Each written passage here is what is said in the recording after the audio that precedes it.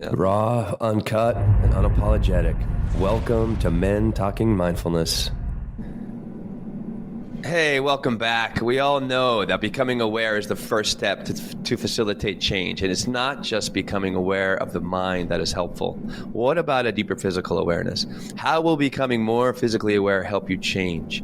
Today, we are speaking with Brett Larkin, a megastar in the online yoga community, and to teach us about the importance of physical awareness. And you don't need to be a yoga practitioner to get something out of this episode. If you have a body, especially a body that is riddled with stress and hypertension, then you are in the right place. We suggest dropping all those misconceptions that yoga is only for women and the weak, and instead open up and access your beginner's mind and listen up. Thank you, everyone, for being here. John, great to see you. Great to be back. Brett, we are so happy you're here. Just really quick, I'm going to keep rolling, John, with not even really announcing anything. If you want to connect to Men Talking Mindfulness and learn about Men Talking Mindfulness, just simply text MTM to 33777. And what you'll learn about is we have a retreat coming up in May in Colorado Springs. We just reduced the price by $400, so that might be more affordable for you. And we have our upcoming live virtual meditation course that begins April 9th. So again, text MTM to 33777 to learn more, or mentalkingmindfulness.com for everything that you need. So let's keep rolling, John. Let's do that one breath practice. Go for it. We'll jump in with Brett. All right. Yeah. So just one breath, and we're just going to drop in here. Take a second to ground ourselves and pay attention to that breath. And we'll start together by exhaling, emptying our lungs, holding empty at the bottom. Deep breath in, into your belly first, then into your chest. Hold full and let it go. Nice and simple, one breath practice. And here we are. Well, Hey, Brett, again, like Will said, I'm going to echo his gratitude for your being on the show, and we're very excited to get in this conversation. And we're going to kick it off right off the bat by getting into something that a lot of our listeners and myself, I know I have trouble with this at times, is anxiety. And you've been super open about your challenges with anxiety and you know, again, something a lot of us can relate to. Could you kind of get into what that was like for you and how yoga helped you through those times? Definitely. I'm so happy to be here. I loved everything you said at the top of the show. And yes, I mean, yoga was originally, as much as we know, it was for men. So it's actually very recent that yoga has been more dominated by women. It actually, for millennia, was traditionally a male practice. And we can talk more about that. So the fact that the women are doing it is like really, really new. It's just, 80 years old or something like that compared to millennia. So, but yes, I'm someone who struggled with anxiety my whole life. And the more that I have dug into it, it really started around my parents' divorce when I was around 8. And just from that moment, there was a lot of destabilization. It was like something in my safety had been disrepaired. And from that moment forward, I was constantly kind of thinking about what the next thing that was going to go wrong would be. And there were so many things that happened in those kind of critical years that followed, moving and lots of moving and changes, and my mom remarrying.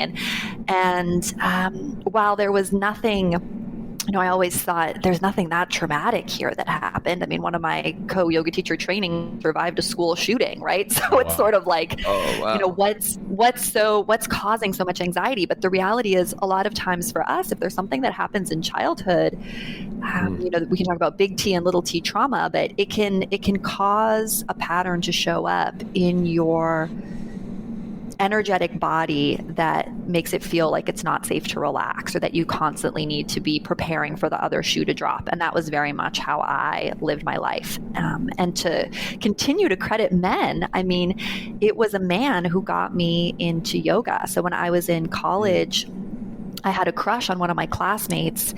He was very into meditation, which was so weird, but he was, just very attractive. He had this long hair, and I really, really liked him. So he asked me to start meditating with him, and I was like, okay, not because I cared about meditation. I was just like, maybe he'll ask me out, like maybe this is an in. And he knew that I was really into dance. He knew I was into Pilates. I mean, I wanted to be a professional dancer at one point. So I started meditating with him, and he kept saying, I think you should try yoga. And I point blank said to him, like, why? Yoga's for wimps. That was literally what I said. Exactly. And he said, no. He was like, I think, you're meditating with me and you have this dance background. I think you'll really like it.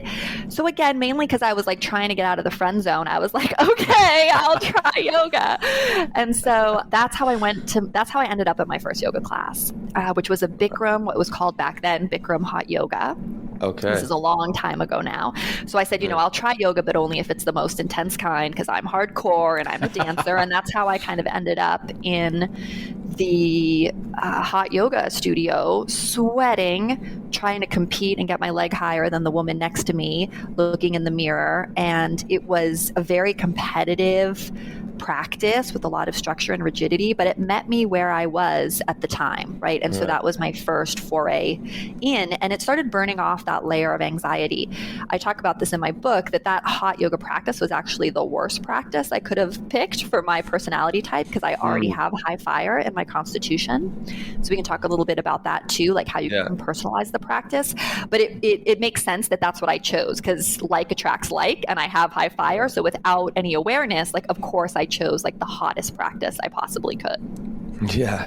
What were those first couple practices like, like for you, like stepping in the studio, not knowing what you're doing? You seem like you're very go-getter kind of attitude if you have all that fire inside of you. So what was it like to just step in the room and be humbled by something? I know Bikram I've took for years. It's a very confronting practice, very intimidating, especially with all that heat and all these different poses that you're doing. So what was it like for you, like those first few classes? And humbling. That's really the best word. So it was extremely humbling. I had all this dance background, but that didn't mean I knew the Bikram sequence. I was really flexible, but that didn't mean I was strong and used to doing things in 103 degree heat. But it was actually great because, again, that practice met me where I was at the time, right? Like if I had gone to some of the practices I explored later, I would have been bored, or I wouldn't have gotten it, because it kind of met me in my hyper competitiveness. I was able to pursue it and really enjoy it for 6 to 8 months before I was like, okay, I think I have enough confidence now that I want to explore some other yoga styles. So I always say the yoga style you're attracted to initially is probably not your soulmate style. But the beautiful thing about yoga is there's so many different styles. There's so many avenues in that I think there really is something for everyone, at least to get started, to feel comfortable starting, that can meet you where you are. Well, a lot of people feel that, yoga is just, it's just not for them, or there's too big of a gap, between them and practicing yoga. And you probably hear this too, what I hear from so many people when I even say that I teach yoga or offer yoga to them as an opportunity to create more of the awareness and all the wonderful things that we've experienced with yoga, is they'll say like, oh, well, I'm not flexible, or I can't touch my toes. So what would you say, how do you make, what are ways to kind of soften people's minds and make yoga more accessible, for them, if you would? Yeah, well, I mean, if I had $1 for every time I got the "I'm not flexible enough" comment, I would be like a very wealthy woman, right? Like that's what we hear. That's the preconception or the misconception, really. But the definition I have for yoga is that yoga is awareness. Yoga is awareness of your habitual programs, your thoughts. It doesn't matter if you're doing the splits. If you don't have an awareness of your breath, you're no longer practicing yoga. You're just doing gymnastics. Then we're always going to have, we can talk more about polarity later in this conversation, but there's always two ends of the spectrum, meaning some of us are naturally more flexible. Some of us naturally love sensation. Like that's very much me. Like I'm a sensation junkie. I love feeling my muscles being stretched. On the opposite end of the spectrum, some of us are more attracted to feeling our muscles being strengthened. We are better at stability, right? So you can have like this hypermobile, flexy gymnast in your mind's eye on one end of the spectrum, and then like Arnold Schwarzenegger on the other end of the spectrum, just, using stereotypes to make this easy to understand. But what's interesting about yoga is the goal is actually for all of those people to come meet in the middle. So kind of like, because I know we have a lot of men listening to this, like in martial arts, it's always about the middle way, like the balanced way forward. And so yoga is about that same thing too. Like if you have a lot of range of motion, like I do, and a yoga practice that's advanced, that's bringing in a lot of awareness, would say that I need to focus more on strength and flexibility. That I need to focus more on strength and less on flexibility, right? I need that structure. While someone who's listening to this, who maybe is more muscular or doesn't have that flexibility, like he potentially needs to find more ease. So the goal is for all of us to meet in the middle. It's not like one is right and one is wrong. It's always in yoga about cultivating the opposite of what you're naturally good at to evolve yourself. So for me, I love to sink into like a juicy lunge, but I know that that's not actually what's balancing for me. Like if I want to evolve myself physically and mentally, the advanced yoga would be to maybe feel into that stretch for a minute, like, juicy sensation, right? Yeah. And then to actually engage muscularly, lift my pelvic floor, squeeze my inner thighs together, find a lot of structure in the pose. Yeah. Talking about the two different ends of the spectrum, something that we were talking about before we hit record is the masculine versus the feminine energies. Can you talk about a little bit of how both of those come into play in yoga, and then for the masculine energies that are listening, how feminine energy, when a lot of masculine hear that term feminine, they equate that with weakness, which we three know that is not the case. Can you touch on that? Yes. Yeah. Well, this is also what's so beautiful about yoga, is that it's, just like martial artists, right? They have strength and they have flexibility. They have speed and agility, right? But they also have this kind of like slow moving sense of hyper awareness, right? So they're at this balancing point of all these polarities. And so we see this in yoga as well. We have polarity throughout our energetic body system. So there's one major meridian channel that runs up the spine according to yogic philosophy, which is called Brahma Nadi, Sushumna Nadi, it's often also called, and could be equated to the spinal cord. But then on either side, there's Ida and Pingala, two additional meridian channels, one representing more the lunar aspect, the feminine aspect, which would be Ida, and one representing the solar or more masculine aspect, which is Pingala. So built within you, or built within each of us, and this is kind of very counter to our culture's understanding of these concepts, because we're not talking about masculine and feminine in terms of gender or gender identity. What we're talking about is energetics. So built within each of us as a human is masculine energy and feminine energy, whether you want it or not. Like these meridian channels of Ida and Pingala like affect which nostril is dominant. So people may not know this listening, but your nostril, which one is dominant, meaning that you're taking in more air through that nostril, shifts throughout the day naturally. So you're always weaving between these two energies, these two polarities. So in the tantric viewpoint of yoga, in the worldview creation, the myth goes that Shiva, which is the masculine energy, represents consciousness, or everything that's unmanifest. And in the origin story, he was in deep meditation for thousands of years, while Shakti, his lover, who represents the feminine energy, danced and tried to wake him up.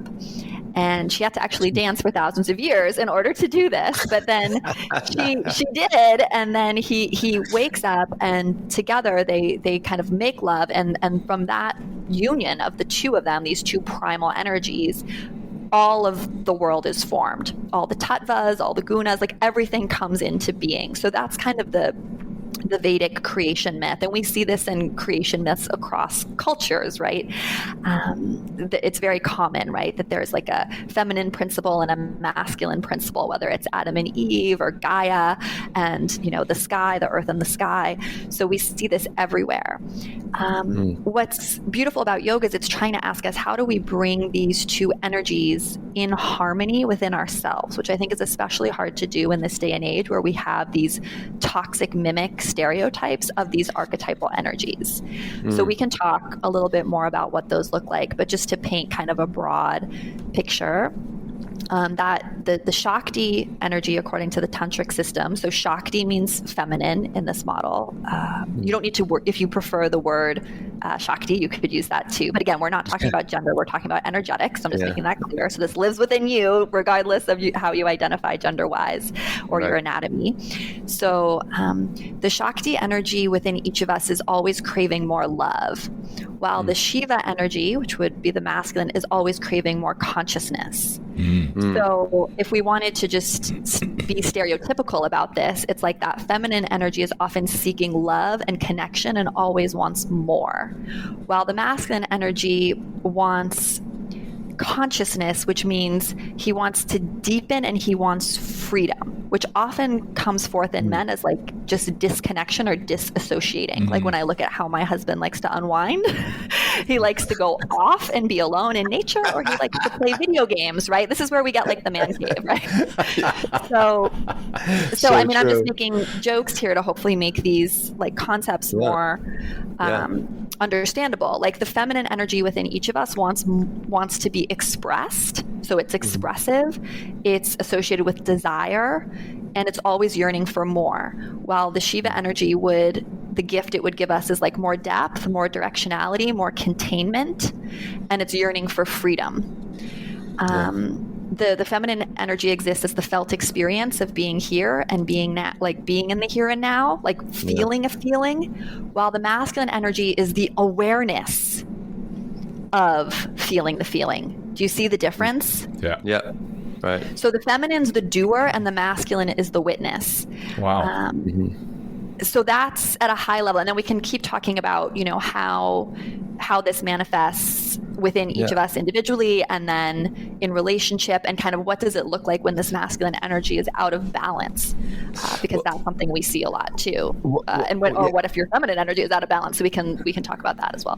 Well, I would love to talk about both of the, the balancing, let's first question, and then we'll break down, the what happens if you're too feminine energy, too much masculine energy. But what happens when someone begins to achieve that harmony and that balance in the middle? Like, what is the human experience like when you begin to experience that harmony on a regular basis? Well, it's the greatest love story ever told, being fulfilled within yourself. So what's so great about it and why you want to do it is because then you're actually showing up as whole to your partner. Like what society trains us to do, which is insane, is to actually project our unmet needs onto other people, which you guys can let me know how that's going for y'all, but like that doesn't usually work that well, right? Like that doesn't work. No. It doesn't work. So for example, like what this looks like if it's balanced within me. And again, I'm just going to use like really silly cliche examples. So I apologize in advance, but I think it just makes the concepts easier to understand. Hey, I'm a knuckle dragging man, so that helps. Oh yeah. John's definitely a knuckle dragger. Yeah.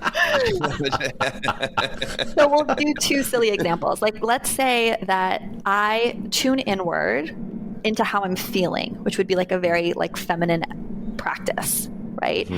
And I feel like the yearning and the need for a massage because my body hurts, or I'm just like, I feel like that would be nourishing. I could then call on the masculine aspect of myself to actually execute and make that happen for me, right? In the sense of setting up structure, depth, and directionality. For example, calling and canceling the meetings I have later in the day, researching a spa or somewhere where I could go, phoning and making the appointment, right? So when these two characters are in love within you, life flows really easily. Like this state of being overwhelmed or anxious is very much like the feminine energy in excess, because it's like you're feeling too much. It's like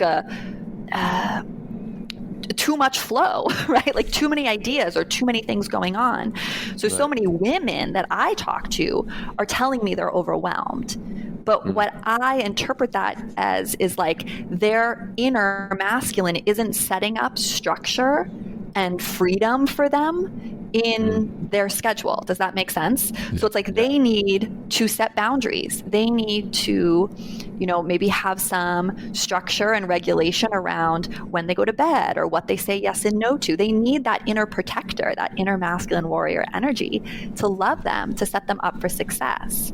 So do you see how if I have these energies balanced within me, I'm really able to care for myself and parent myself in a way that then allows me to show up to my partner as like a whole human being instead of depleted or expecting someone else to sort of do these things for me. Well, go the other direction for a second. So if I'm too masculine on the inside, like what does that look like and how does that affect my feminine? Okay. So please. No. Like we're totally going to go there. We can go there. Okay.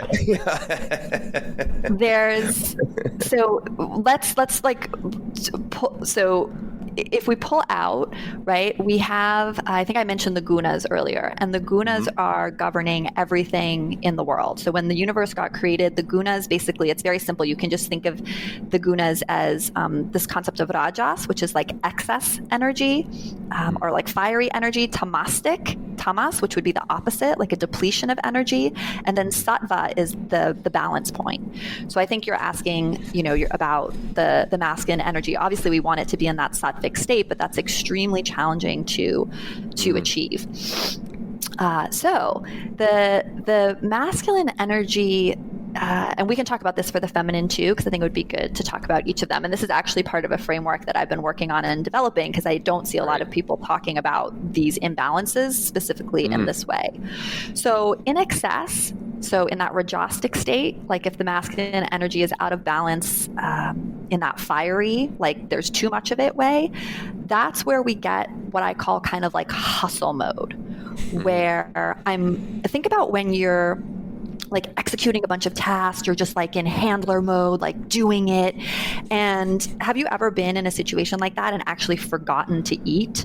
Daily. Or like forgotten to go to the bathroom, or like you're so focused on doing and achieving that you actually are disconnected from your body and disconnected from feeling, right? Which would be your feminine. And women get trapped in this too. Remember, we have both, I get trapped in this all the time. Like my masculine energy is very strong. And so I get trapped in that like, go, do more, to the extent that I'm completely disconnected from how I'm feeling often, even though I happen to be female anatomically. So it's very common. I see a lot of women, because especially when women go to the workforce, like this is actually what's asked of us, is to like kind of disassociate from our body and maybe like do legal work for like 9 hours a day, which no one who was like fully in her balanced feminine energy could ever do that or would ever do that. So her masculine energy really kind of comes into this like unhealthy, excessive state in order to do that.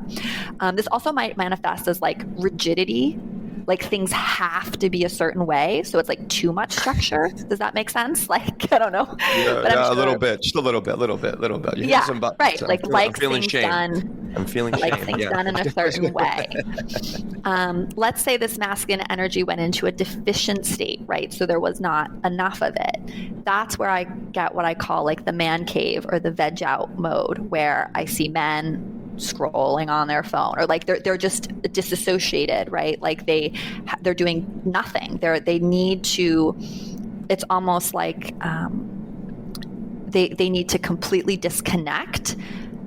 Again, they're not feeling, they're not in their feminine, they're just experiencing like freedom. And you might be like, well, how is that freedom? But it is freedom in a sense to just like zone out and scroll, or to like be in the video game or whatever it is, or to just be sitting on the couch, because it's a state of complete depletion where nothing is being asked of you.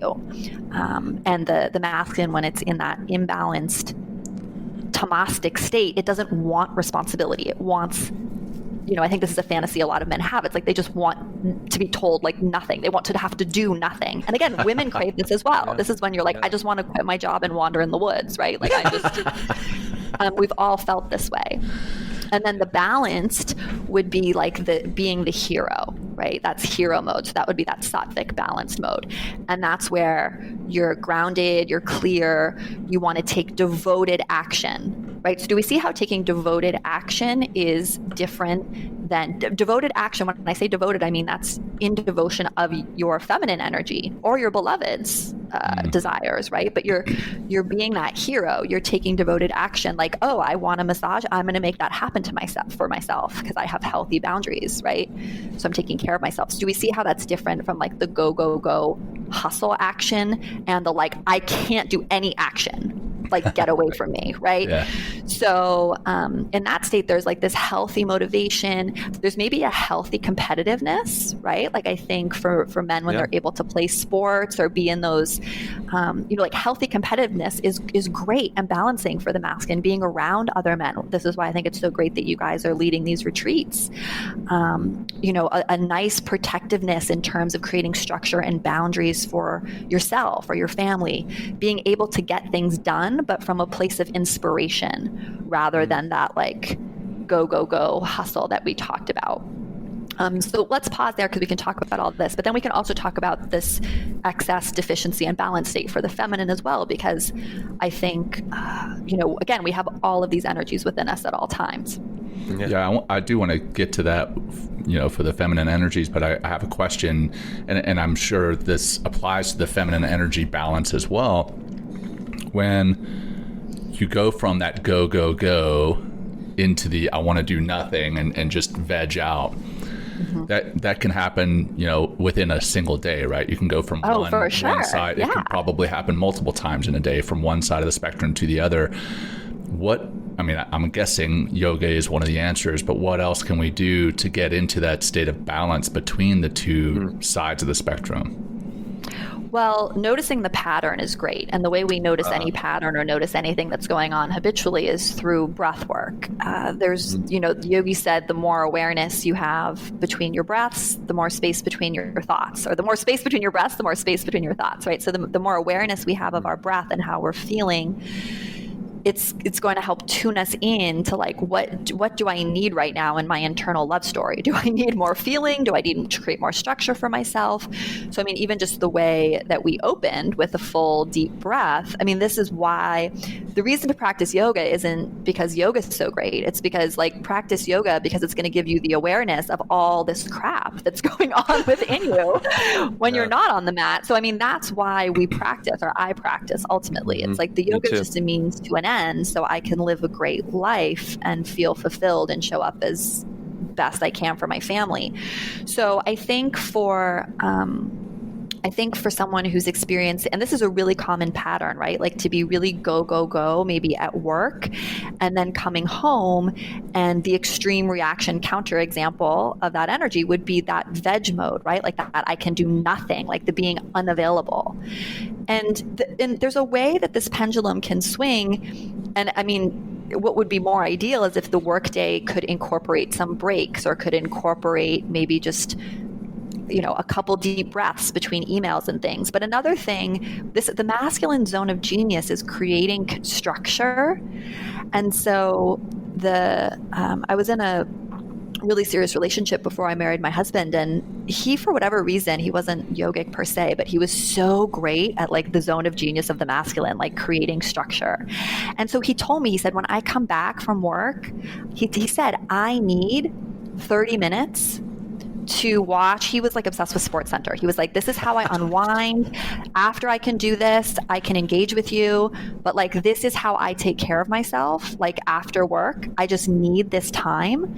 And he did such a great job explaining it to me that it just became part of our routine and pattern. And I think what the masculine often doesn't realize about women is like, we need communication about your needs, right? So if it's a long walk in the woods that you need to take, or you could even say like, my love, like every Sunday afternoon, like I need to, go camping, or to just have 3 hours set aside, or to do some sort of transition practice. Now, would I love the transition practice to be like maybe a yoga or breathwork practice rather than watching SportsCenter? Like, yes, but it's interesting because I think that's the masculine zone of genius. Is like when you can communicate the structures and the boundaries that you need. That's I think where a lot of men just they miss, right? Because then what happens is like you go off, you're maybe in veg mode. And the feminine, because she's feeling so much all the time and she's hyper aware and she's sensitive, she thinks that means something's wrong. Right? Or she thinks that means something wrong with the relationship or wrong with her, or it's a rejection of her, right? But again, the more you can create space and structure and communicate, I think that's really, for women too, like I use this with my husband all the time. Like, this is what I need. Can we support me in this, right? Like I need to be able to sleep in on this certain day, or, so obviously, the more you can do yoga, and I think having most of us have a career, we have something where we do have to tap into that, it's great if we can do it in a healthy way, right? Like devoted action, but just pause and notice your breath throughout the day. Pause and notice, have I become disassociated from feeling? A great thing to do, and I'm sure a lot of men will be resistant to this, but it's just like, if you're feeling like you are getting disconnected from your body, or you're feeling that like hustle energy take over, or even if you're in the deficient state, is just put your hands on your body somehow, right? Put your hands on your body, even if it's just like one hand on your chest, one hand on your belly, because right away that's going to like force you to tune in to like, how am I really feeling? So it's a great trick. And then if they're doing diaphragmatic or deep belly breathing, which I'm sure you're teaching them, they can actually sense if they're actually breathing into their belly, right? Because the more that you can breathe into the belly, the more you're embodying the masculine energy. Women will be more attracted to you, like not kidding. Like if you're breathing deep, like the feminine is attracted. Think about Shakti dancing for Shiva, right? There you go. What the feminine is craving is a man who is it's structured, right? Who's deep. So if you just slow down your breathing or work on breathing into your belly, it can help connect you to your own inner feminine, right? Like, how am I feeling? What do I really want? That dance of taking care of yourself, of the two energies interweaving. But it's also what your feminine partners, if you're in a heterosexual relationship, are craving from you the most, right? That depth, that steadiness. Again, I'm going to use stereotypical, terrible examples here, but like, this is such a great classic example, I think, of the masculine and feminine. Is like most heterosexual couples that I know, where the man is, holding the masculine pole in the relationship. He has both within himself, but in the relationship, he tends to be the one who drives the car. Like if we're both going somewhere, my husband drives the car and I sit in the passenger seat. And I actually love feeling held by him creating the depth, the structure for me when we go places. Like when I go to the airport with my husband, I don't think about where the gate is or what to do. Like I just he provides all the depth, containment, conscious structure, right, for me. And that's so beautiful. I love that, right? So again, I think we're flipping between this internally and this relationally. We're talking about it kind of all at the same time. So you can let me know if it's getting too confusing, but no. I just want to just echo the statement that you made about for our male listeners. Our female partners are going to find us more attractive if we breathe differently and if we practice yoga. Boom. That's the bottom line from this episode. Oh, my goodness. Are you kidding me? Yes. Yes. You're doing a great job selling yoga and these practices, just because of what, for men. I mean, for anybody. You never want to step on a mat, but you just really work on that deep belly breathing or breathing, also engaging the pelvic floor. Like, there is going to be an energetic shift in the way any woman around you relates and reacts to you. The more you can slow down, that is extremely attractive to the feminine relationally, right? Yeah. Beautiful to know. Yeah. Well, let's go a little bit deeper there. You talked, what about, I love in the book, and what you also talk about online is like the personalized yoga practice. Like, what does that look like? I mean, because it's everyone is unique. I really appreciate, because that's the way I was learned, or I taught, or was taught, is like yoga meets you where you're at. But how do I even know where I am? And then how do I kind of discover and then find a yoga practice that really suits my needs to help us balance those energies, let go of anxiety, and really be more of that like grounding force for myself and then for others? Well, my book uses the lens of Ayurveda, which for anyone listening who doesn't know, Ayurveda is like the sister science of yoga that kind of got lost. It's like yoga sort of came west and became popularized, but it was always meant to be taught in the context of its sister science, which is Ayurveda, which basically tells you what yoga poses you should do based on who you are as an individual. And unfortunately, that got lost when yoga came west. It just got blended with the group fitness movement that was happening in the 70s and 80s. And that's how we kind of got yoga as group fitness. So it's important to just unwind that whole programming. Now, if a man here listening wants to go to a group yoga class, like fantastic, like you should do that. But that's never what yoga was about.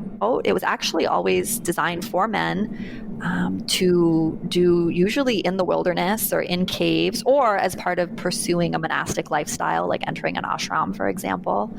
But it was very much about preparing for the next life and disconnecting from the physical body. So yoga initially was about disconnecting from the physical body. It wasn't about making the physical body healthy or stronger at all. The only yoga poses that existed were to help people sit longer in meditation.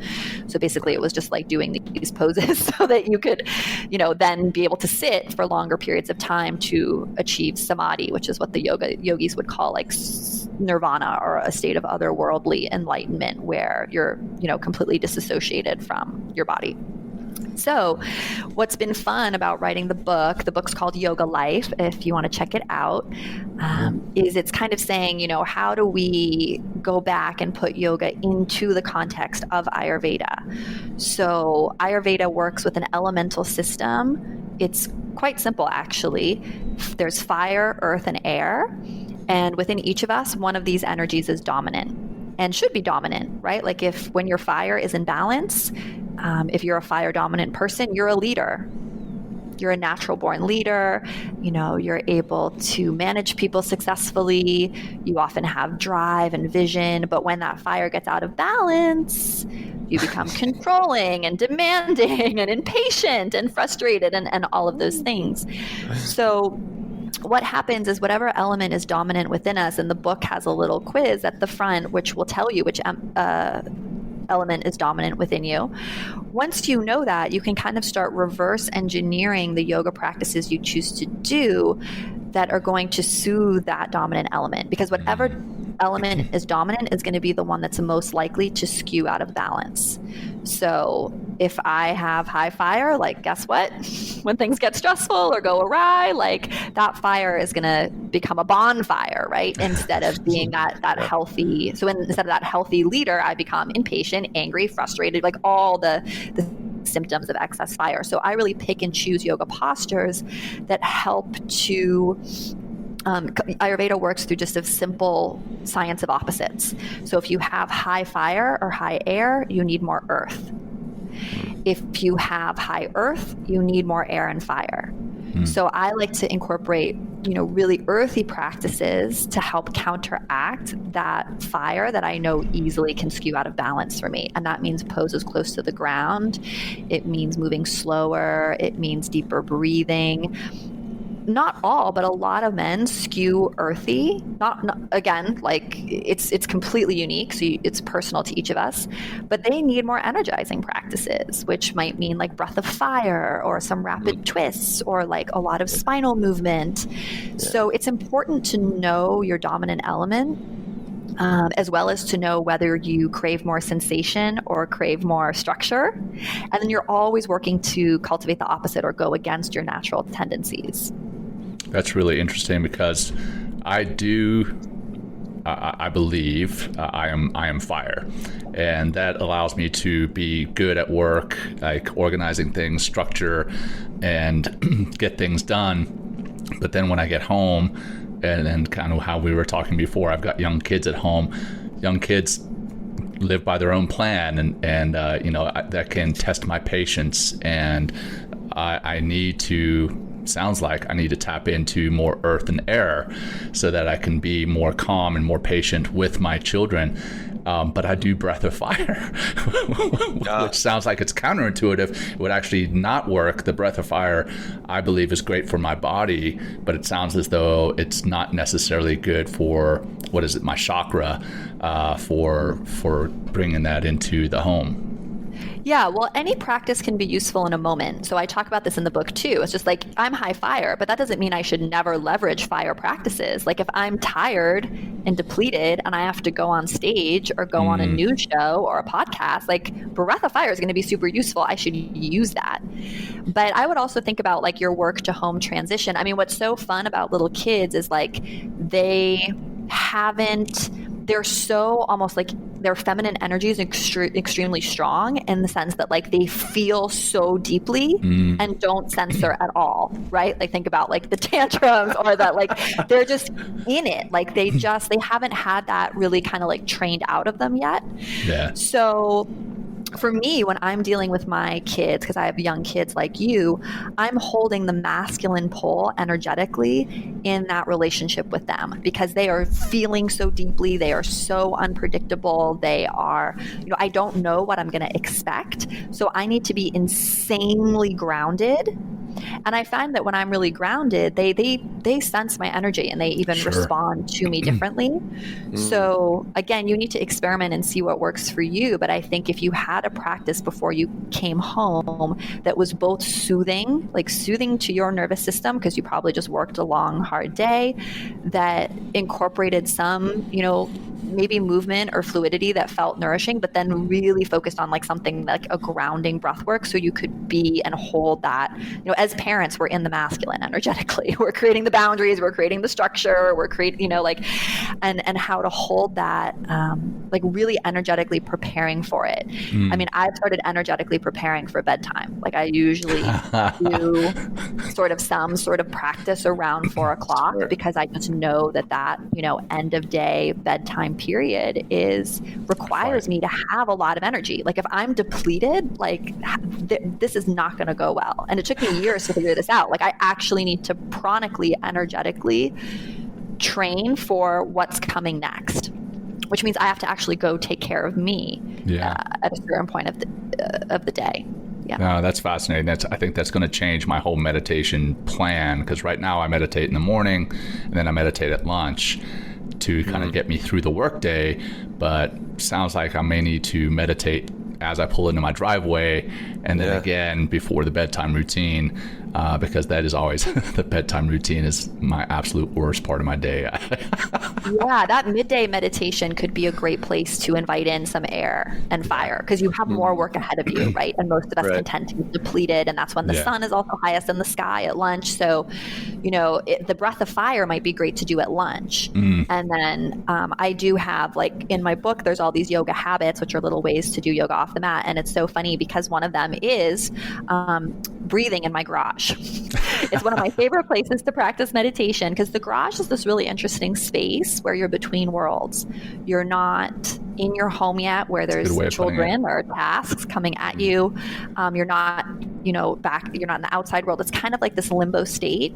So it could even just be something in your garage where you really do some like deep belly breathing or listen to an audio or just take 5 to 8 minutes before you come in the door so that when you come in, you're like radiating that depth.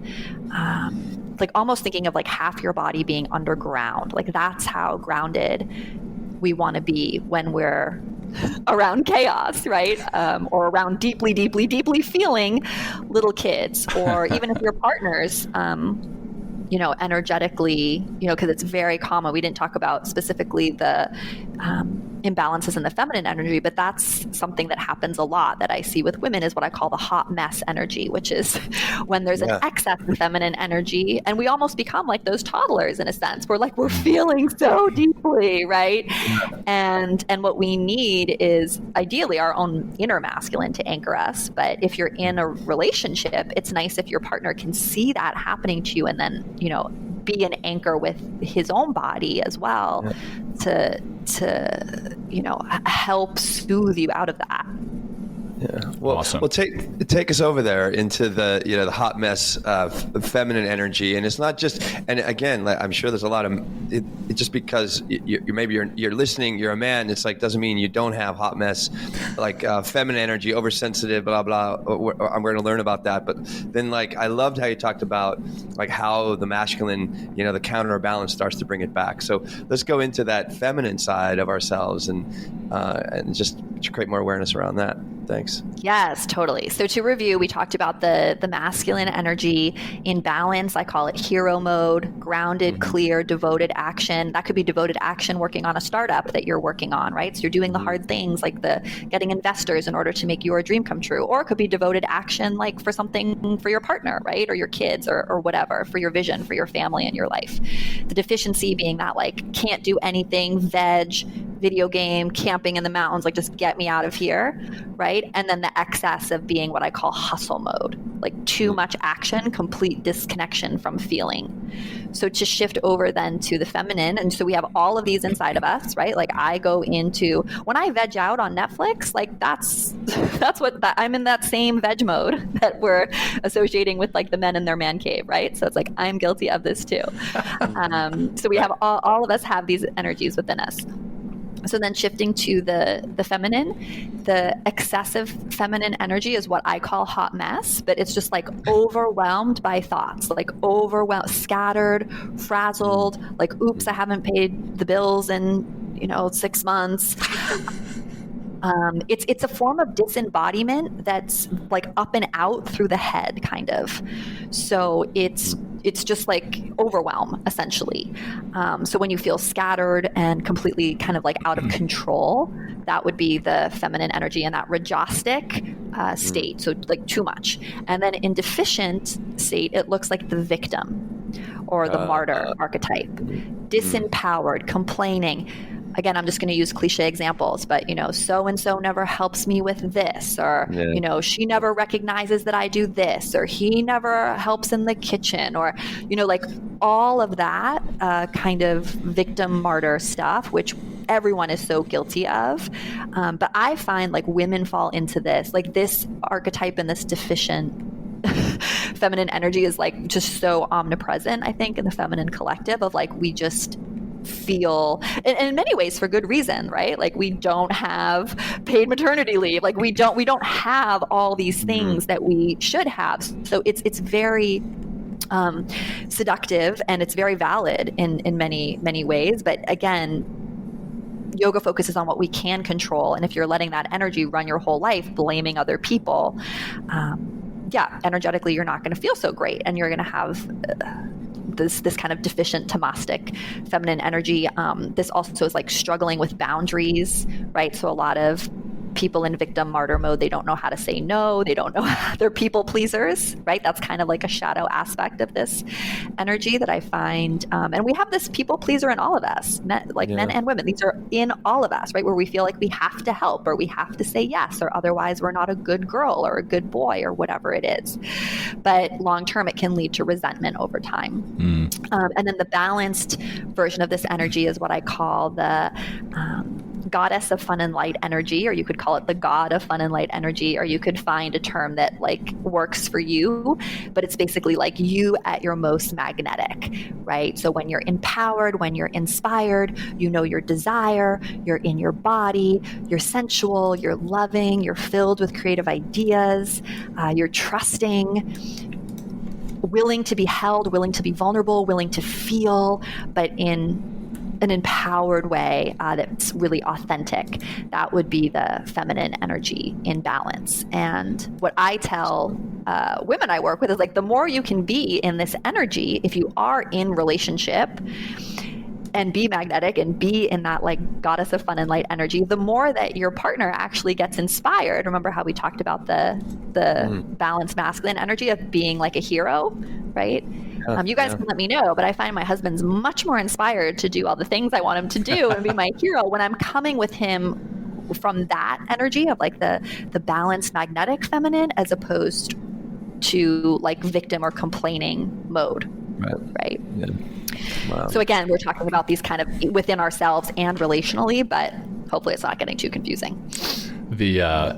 the data nerd in me is wanting a chart, like a graph to display, and I'm envisioning the earth, air, and fire across the top, and along the side is the masculine and feminine, and then the polarities. I'm going to have to draw that out and send it to you and say, yeah, I have charts. I can send them to you. I have them in some of my manuals for my training program. So we have charts. But another way, if you wanted to relate this to Ayurveda, which I don't really see anyone doing, but I'm kind of doing it, what I generally say is like the earth element skews masculine.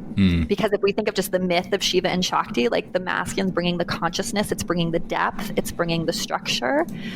Air skews feminine because it's like up here and creative and always changing, right? And then fire can skew either way, right? Like fire can skew, I think, masculine or feminine. Interesting. So again, you don't need to get heady about it. It's like all of these are actually different frameworks that we're kind of blending together here. Like we're blending together tantric ideas, we're blending together, Ayurvedic ideas. Right, Right, thank you. of course. Yeah, we're yoga blending concepts, things together. But the big picture is like when you notice these patterns both within yourself and then relationally, like even if your partner has no awareness that you're doing this, you can make some really big shifts in the relationship or how things are unfolding in your home. Yeah, excellent. Yeah, Well, if you're showing up, go for it, John. Well, yeah, I'm just going to shift a little bit for you and what you're doing now. You know, you said that you started doing a lot of online yoga teaching prior to when it kind of became the norm during the pandemic to do a lot of stuff online. I mean, that's how Will and I got started. We were just doing a phone call back and forth. When the pandemic hit, we were like, hey, let's go to Instagram Live. And since then, it's become what it is today. But that whole online thing, before everyone else jumped on that bandwagon, how were you doing it? And then I'm sure as you're doing it, there's challenges. What are those challenges and how are you overcoming them? Well, I went on YouTube in 2012. I thought I was late at the time. But it turns out I was still early, right? So it's always good to just get started because I was like, oh, I'm so late. And turns out I was still in the early wave of adopters. So yeah, making videos has always been a passion of mine. So I love doing YouTube videos. And then I think in 2014, I launched my membership site, which was a mobile app. And I didn't tell other yoga teachers what I was doing. I was like, they're going to think I'm weird. It was bizarre, everything I was doing. I mean, it's so funny. Some of the really big companies in the space now who provide this software, it's like I was their like third user or second user. Like It's crazy how much this whole industry has grown. And then the membership that I launched, they all told me they wanted yoga teacher training. So they said, we want to train online. And I just kept saying, well, that doesn't make any sense. First of all, Yoga Alliance doesn't approve it. Second of all, like, how would that even work? So I just kept disregarding it, but people kept asking for it. So then in 2015, I put yoga teacher training online, delivering it through the mobile apps and the smart TVs. And I created this beautiful manual that I shipped to people. And then I did it live on Zoom. I had a week, I think, built into every training that taught people how to use Zoom and what it was, because most people had never used it before. 2020, we got to eliminate that week from the syllabus. So that was exciting because everyone just knew what it was. But yeah, it was just a really interesting time where the business was very healthy and it was just this niche group of people who were doing online yoga teacher training, like people who maybe had an injury or who were a flight attendant or a nurse or moms with small kids. And, they didn't care that it was a little avant-garde or a little weird or that Yoga Alliance technically didn't sanction it yet or whatever. Of course, 2020 came and immediately everything's sanctioned, right? So it's been a really interesting journey. I love teaching online. I love creating videos and integrating music and, trying to really create an emotional experience for people. But it was difficult being so early. I mean, I got a lot of criticism. Sure. How dare you certify people online? But I've always really believed in the quality of what we're offering. And we have so many trainings now, and it's been going on for so many years. And we've certified thousands and thousands of teachers, and we ship our manuals all over the world, and it's so beautiful. So nice. Congratulations. So we have a 200-hour teacher training online, a 300-hour teacher training online, the Kundalini yoga teacher training online, and then I have an embodied yoga life coaching, which is a lot of what we've been talking about with the masculine and energetics and somatics and interweaving polarity and tantra as a life coach and also a yoga teacher. And then so many other little programs. And I love it when we get men. You know, we don't get a lot, but we do. And every time we do, it just enriches the conversation so much, and they're bringing the wisdom, I know, to people that I could never reach, but I do think they often feel intimidated to sign up. Sure. So I've been trying to think of ways to, lessen that, because it is challenging. Like for me, I see that, 96% or 7% of my audience is women. So I write to women, but that doesn't mean that men are necessarily not welcome. So right. Maybe some of our listeners will tune in. Yeah, I hope so. Do you have male teachers part of your program?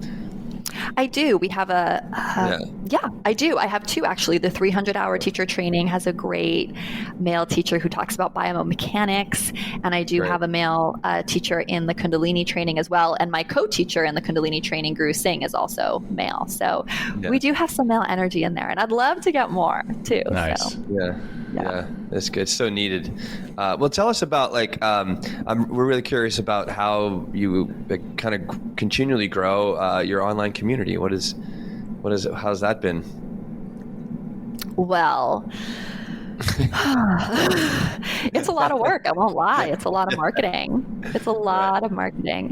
Yeah. So for me, it's a lot about, being in that masculine energy of devoted action, right? To my big vision that my feminine has of how I'm impacting and training people and helping the world, right? So that's a dance that I'm doing daily.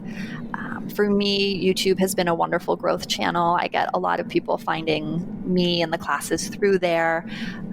Any men can Google like Brett Larkin YouTube and you'll see tons of yoga classes you can try. A lot of them say for women in the title, but that doesn't mean you can't do them. I found that the YouTube algorithm really liked it when I did that.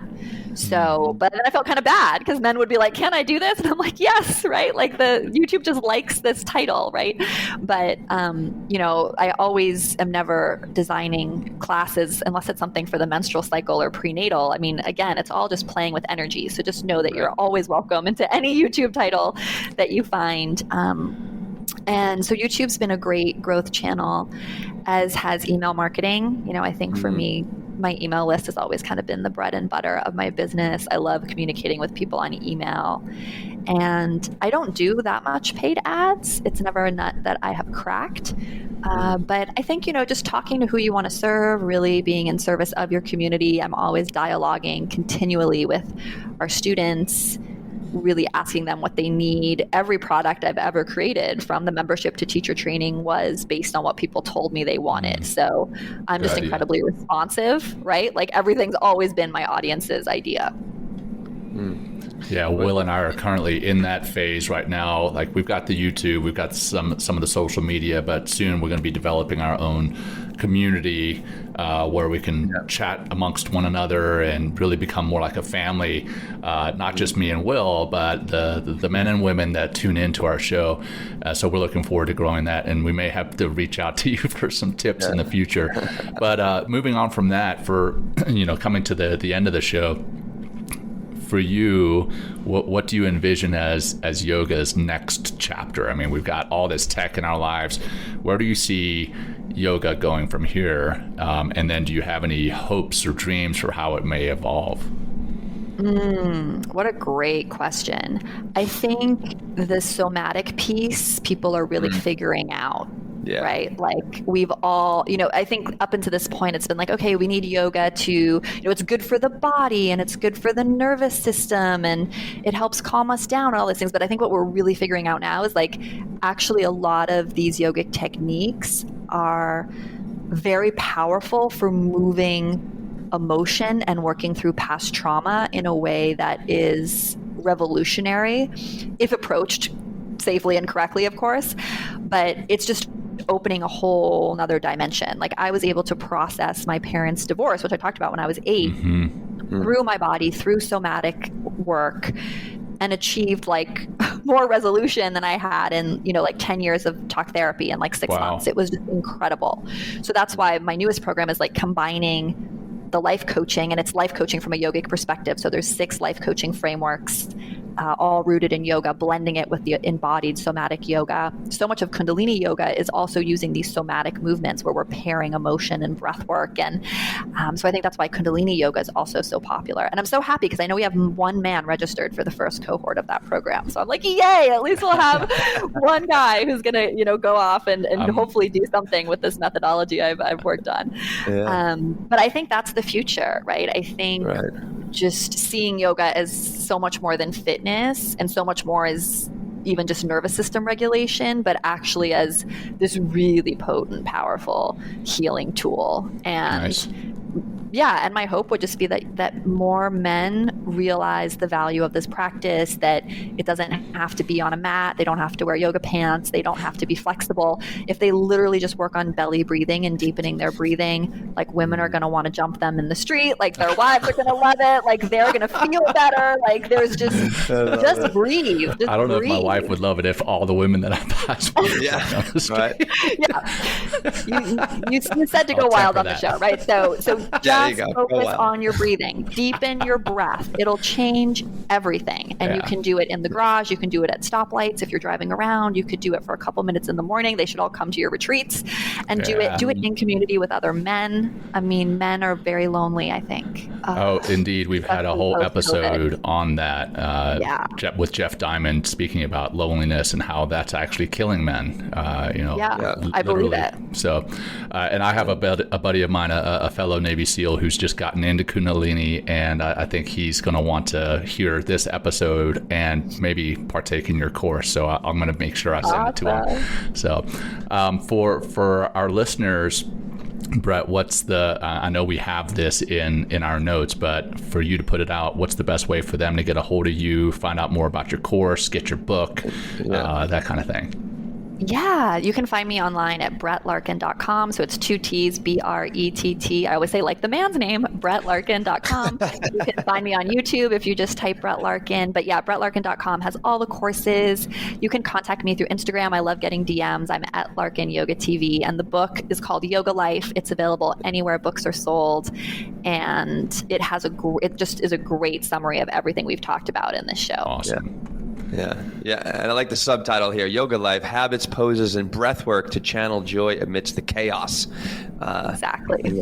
Yeah. And this would, I've been practicing yoga for, almost a couple decades. I've been teaching for a long time, and it just makes such an incredible difference to get in touch and begin to, I really began to open up. My second training, Brett, was with a divine feminine teacher. And that was like my second 200-hour training. I wanted to go deeper into that feminine side because I was just such a rajasic masculine and just like, leading the charge and, doing all sorts of stuff, like being, all hustle. I live in New York City. So I'm like, it's just the hustle is real over here and big.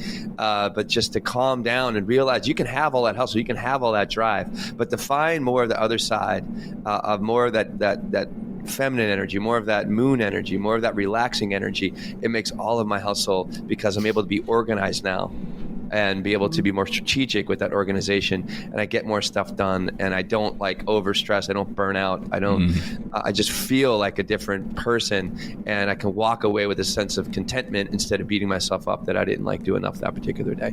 And it really makes such a difference, but it takes time, it takes practice in order to do this. So jump in one of Brett's courses out there, whoever is even thinking about, or at least buy the book, learn about how this can help, or maybe just take a step into one of Brett's online yoga classes, or take one, if you want to go to live yoga class, like take a step in your community, or maybe just your practice starts by just finding that breath, or again, you can even join our meditation course. It's a great way to do that, but just to calm down. And I think a lot of our men that listen, so many men that I know, it's all about that hustle, and you're just going to burn out. You're going to continually pack yourself deeper into that man cave, feel more loneliness, and then just make more stupid choices.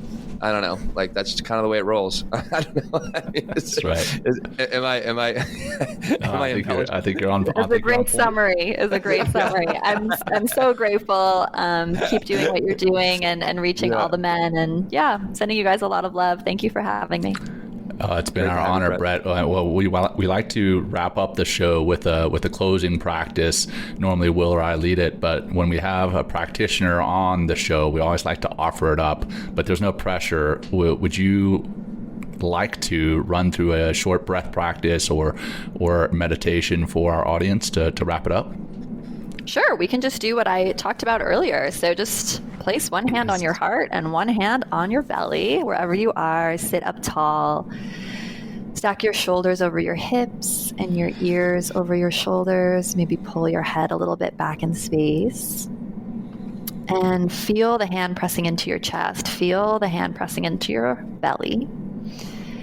And the next time you breathe in, I want you to visualize energy moving down your body and see if you can get the hand on your belly moving forward in space. And as you exhale, pull the navel back towards the spine.